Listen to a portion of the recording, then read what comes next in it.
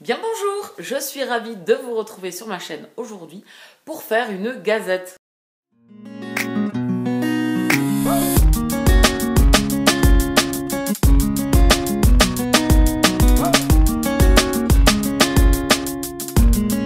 Aujourd'hui, on va faire une gazette qui consiste à vous parler des lectures que j'ai faites, donc 3 lectures aujourd'hui, des éditions Bookmark.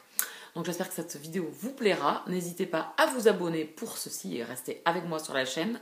Pour être prévenu de mes parutions, vous cliquez sur la cloche. N'hésitez pas à mettre un pouce sur la vidéo ou à la partager ou à venir discuter dans les commentaires ou sur les autres réseaux sociaux que vous pouvez retrouver en barre d'infos.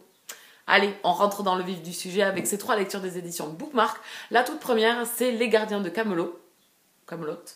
Le tome 1, le 12e chevalier de Victoria Sue. C'est une auteure que je voulais lire et découvrir depuis pas mal de temps déjà. Et avec cette lecture un peu intrigante, où elle reprend en fait la légende arthurienne, catapultée à nos jours. On va se retrouver donc avec Lancelot, aujourd'hui dans notre monde. Donc c'est un univers d'urban fantasy. Lancelot va se retrouver à être confronté à des méchants. Je ne vais pas rentrer, voilà. Une malédiction les a en fait fait traverser les siècles depuis leur époque, sous le règne d'Arthur. Une malédiction a été lancée, une guerre était en place entre Mordred, Morgane et les chevaliers d'Arthur. Et donc aujourd'hui, il continue à combattre et il va faire la rencontre d'un personnage, d'une personne, qui va en fait un peu bouleverser un petit peu son univers. Qui est-il ? Donc on va apprendre, nous lecteurs, en même temps que cette tierce personne qu'ils vont sauver. Je vais éviter de vous dire qui c'est, parce que je suis partie là-dessus, en fait, dans cette lecture un petit peu au hasard. Je savais qu'on allait parler des Chevaliers de la Table Ronde sans trop en savoir, et je trouve que c'était hyper agréable de pas trop en savoir. Donc l'auteure, en même temps qu'elle va nous raconter une histoire d'amour, puisque c'est une romance elle-même, elle va aussi nous détailler ce qui s'est passé à l'époque arthurienne, pour ce qui a créé en fait son histoire à elle. Donc les fans de la légende arthurienne, ça n'a rien à voir, hein, voilà. Elle s'est juste approprié quelques personnages qu'elle a revisités et qu'elle a mis à son goût. Donc voilà, vous savez dans quoi vous plongez. Vous ne plongez pas dans une légende arthurienne voilà, complète, où elle a repris en fait l'histoire d'Arthur. Pas du tout. Donc elle va nous raconter, en même temps qu'elle va nous raconter ce qui s'est passé dans le passé, ce qui se passe aujourd'hui à notre époque, qu'est-ce qu'ils combattent, où ils vivent, qui ils sont, la romance qui va débuter entre eux, ce qu'on attend de ces chevaliers en fait pour arriver à rompre la malédiction. Et j'ai trouvé que l'idée était très très bien. C'est très très bien dosé parce que ce premier tome du coup nous met l'univers en place, les personnages. J'ai trouvé ça super bien. Ça m'a fait un petit peu penser à la confrérie de la Dague Noire dans certains aspects de certains personnages, le lieu où ils vivent, enfin voilà, un petit peu caché. Voilà, ça m'a fait penser à ces chevaliers-là. Il y avait quelques similitudes. Ça en reste juste là, hein. Voilà, quelques similitudes sur les lieux et quelques personnages qui se ressemblent un petit peu. Sinon, les deux histoires sont totalement différentes. J'ai passé un excellent moment, j'ai beaucoup aimé. Tous les personnages sont assez intéressants, j'ai envie d'avoir leur histoire. Donc je suppose que dans les tomes prochains, on aura les histoires des autres chevaliers.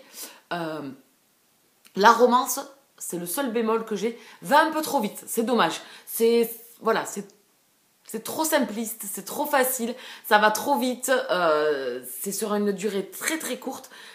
C'est le petit reproche que j'aurais ou j'aurais aimé, qui est un peu plus de retenue, quelque chose de un peu plus compliqué, qui ne se construise pas en 3 minutes.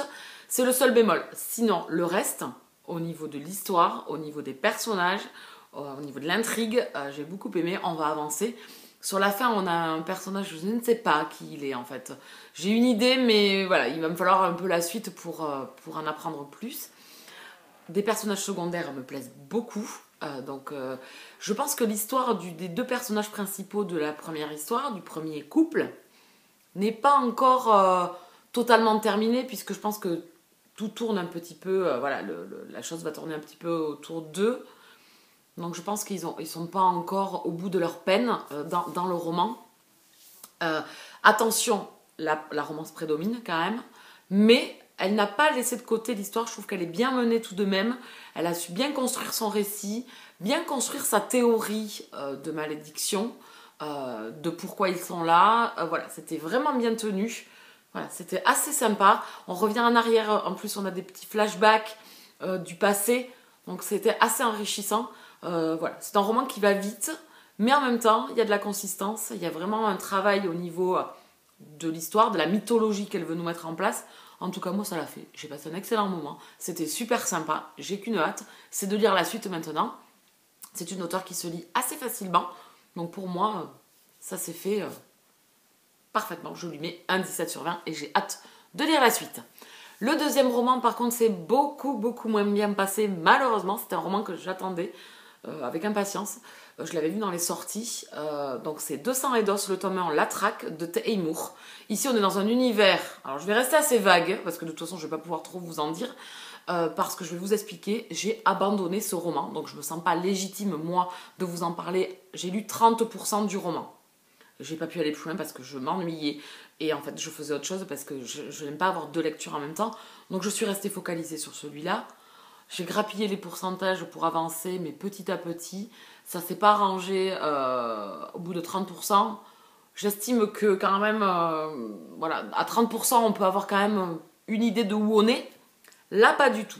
Donc j'ai plusieurs reproches à faire à ce roman, même avec mes 30%, mais je ne suis pas légitime pour donner un avis global sur le récit. Je vais vous dire comment moi j'ai ressenti les choses. L'auteur nous a construit un récit, ça m'est arrivé déjà dans d'autres histoires, hein. Je trouve que c'est palpitant aussi, ça reste intriguant. En fait, elle nous catapulte quelque part dans son univers, donc avec Touk, qui est en fait un enquêteur, qui fait partie d'une brigade, si je puis dire comme ça, d'une brigade d'intervention contre les vampires. Pour vous la faire simple. En même temps, les vampires sont sur Terre depuis longtemps et il y a un peu voilà, un bis-bis entre les humains et les vampires, puisque ce que j'ai pu comprendre, il y a des chasseurs aussi. Voilà, qu'est-ce qu'ils font? Il y a des chèvres. Alors voilà, il y a des mots qui sont employés. On vous catapulte dans ce récit et on vous explique pas. On vous explique pas où vous êtes, on vous explique pas le récit. Au bout de 30%, vous avez toujours pas trop compris en fait les choses. Les deux personnages sont assez intrigants, ça c'est le point positif. Tout qu'un supérieur, si je peux dire, si je peux l'appeler comme ça, avec qui il a eu un passé. Alors ça, que ça reste intriguant et qu'on ne nous en dévoile pas trop, ça m'a pas posé de problème. C'est surtout l'univers. En fait, au bout de 30%, je savais toujours pas où j'étais, qui était quoi, quel type de créature les chèvres étaient. Voilà, donc je vais pas vous dire moi ce que j'ai déduit de ces personnes. Donc il n'y a pas de lexique. On vous catapulte là-dedans sans vous expliquer. Et en fait, vous lisez sans comprendre ce que vous lisez. Et ça, c'est hyper perturbant. Parce que autant ça peut être frustrant parce qu'on veut savoir l'histoire, savoir connaître où on est, en apprendre plein de petites choses. Là, non. En fait, je lisais les phrases sans comprendre en fait certains passages. Avec des emplois de mots comme la chèvre, je ne sais toujours pas. Hein. Je vais aller voir les copines qui l'ont terminé. Donc pour moi, ça a été un abandon parce que c'était clair que j'allais me couper de la lecture et ne pas avancer, sauf que j'avais celui d'après à lire, celui dont je vais vous parler juste après. Donc j'ai préféré abandonner.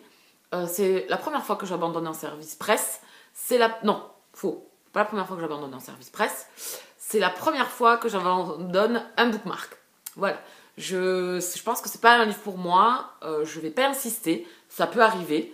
Je suis allée du coup par contre en discuter avec les copines qui l'ont lu. Donc une qui a apprécié, qui a eu beaucoup de mal comme moi au départ, et une autre qui l'a adoré. Donc ne vous arrêtez pas forcément à mon avis. Je pense que j'étais pas du tout dans le récit, que j'étais pas du tout dans l'histoire. Comme je vous l'explique, je lisais sans comprendre ce que je lisais. Ça c'était le plus perturbant en fait, c'est de relire 3 fois la phrase et de vous dire mais qu'est-ce qui s'est passé, où je suis, qui sont-ils? Voilà, donc voilà, j'ai préféré. En tout cas, j'ai sauté sur la 3e lecture dont je vais vous parler. Donc voilà, je me suis arrêtée à 30%. À vous de vous faire votre propre avis. C'est un univers assez riche qui peut être intéressant. Est-ce que ça se déclenche au bout de 35%? Est-ce que je rate quelque chose? Donc effectivement, ne vous arrêtez pas à moi parce que 30% n'est absolument pas le reflet d'une lecture totale d'un roman. voilà, où vous pouvez peut-être être transcendé par la deuxième partie, peut-être. Mais moi, ça a été d'aller jusqu'au 30, déjà, ça a été un calvaire. Et je ne me voyais pas continuer, en fait. Voilà, donc ce roman n'est pas pour moi. Ça arrive. Et il faut l'accepter aussi. Le troisième roman dont je vais vous parler, c'est Faux Petit Ami, le tome 2, Imposteur, de Eden Finlay. Je vous avais parlé déjà du tome 1. Je vais essayer de vous le remettre par là.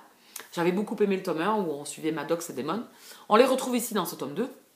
Mais ici, on va suivre Matt, qui est un joueur de football américain, qui n'a pas été reconduit au niveau de son contrat, dû en fait à des événements qui sont arrivés dans sa vie. Il s'est fait un petit peu trop remarquer et voilà, il est allé sur les tabloïds, les magazines à scandale, etc. Donc l'équipe dans laquelle il jouait ne l'a pas reconduit. Aujourd'hui, il est un peu à la porte de tout et il essaye de trouver une nouvelle équipe. Donc il va demander à son agent sportif de lui trouver un nouveau club. Pour cela, il doit redorer son blason et redorer son image et il va faire appel à Noah. Donc, qui est Noah, je vous laisserai découvrir. C'est un personnage qui est vraiment à l'opposé en fait de Matt. Et ce duo va, au fil des pages, s'apprivoiser, si je peux dire comme ça. J'ai vraiment adoré ce roman. Il se lit hyper bien. Le point fort, un point de vue alterné. Un coup avec Matt, un coup avec Noah. Donc ça, moi, ça match toujours. C'est quelque chose qui est fort dans le récit parce que vous avez les deux émotions, les deux personnages qui vont vous parler de leurs états d'âme, de leurs pensées, de leurs émotions. Et du coup, ça amène nous, en tant que lecteurs, plus de profondeur au récit et on comprend plus facilement les deux personnages. Dans cette histoire, il va y arriver quelques petites... voilà. Ça va mal débuter entre eux, hein. Voilà, ça va pas super bien débuter. Noah est un personnage que j'ai beaucoup aimé, qui a peur. Voilà, c'est quelqu'un qui a peur, qui a vécu des choses qui l'ont un peu traumatisé, qui a besoin de se sentir aimé. Voilà. Et donc cette rencontre en fait va faire que ces deux personnages vont pouvoir s'épauler l'un l'autre. C'est voilà, ça évolue en fait entre eux. Et c'est ce que j'aime dans les relations, c'est que voilà, ils arrivent à trouver un équilibre et ils s'épaulent l'un l'autre. Et bon, alors il y a des scènes hautes. Je préfère, pour ceux que ça dérange, je sais que vous voulez être prévenus, certains de mes abonnés, il y a des scènes hautes et je peux vous dire qu'elles sont hautes. Je trouve qu'elles ont été super bien maîtrisées par l'auteur. Elles amènent quand même quelque chose au récit, ça amène quand même de la... Voilà, ça construit, voilà, parce que ça construit leur relation en fait aussi. J'ai beaucoup aimé les marques d'affection de ces deux personnages, leur histoire, de comment elle se construit, la fin, enfin voilà, tout m'a plu dans ce récit. Tout m'a vraiment plu entre eux. C'était fort, c'était intense. On rencontre les deux prochains personnages du tome 3. Je ne manquerai pas de le lire parce que voilà, ça se gobe. Vous passez un bon moment, vous êtes bien dans cette lecture, vous êtes bien avec ces personnages.